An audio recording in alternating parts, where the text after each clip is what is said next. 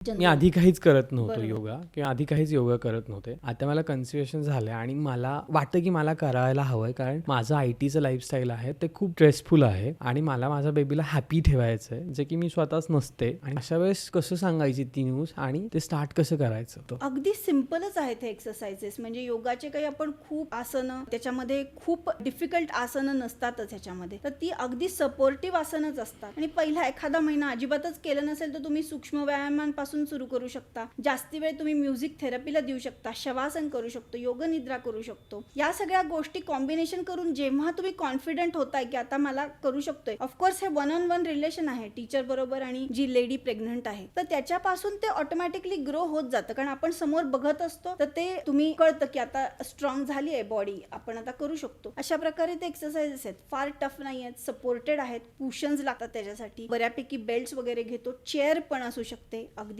Uncomfortable असेल तर त्याच्यामुळे हे खूप सपोर्टिव्ह म्हणता येईल की जेणेकरून आपण कुठलेही एक त्रास देत नाही आहोत बॉडीला, सपोर्ट करतोय की जेणेकरून लेबर प्रोसेस जी आहे ती खूप इझी जाणार आहे. पण जनरली काय होतं, कधीच योगा केला नसतो, पहिले 2-3 दिवस करतात, अंग दुखतं आणि मग माणूस थांबवतं. आणि म्हणून सूक्ष्म व्यायाम जे आहेत ते खूप महत्वाचे ठरतात, ज्याच्याने बॉडी लूजनअपच होणार आहे, टाईटनेस नाही राहणार आहे. जे तुम्ही म्हणताय तो टाईटनेस सगळा जाणार आहे, हेड टू द टो आपण सगळे एक्सरसाइजेस करतो, तर त्याच्यामुळे बॉडी लूजनअप होत जाते. ऑटोमॅटिकली इतकी हलकी वाटायला लागते बॉडी की आसनं, जी सिंपल आसनं आहेत ती खूप छान रित्या तुम्ही करू शकता.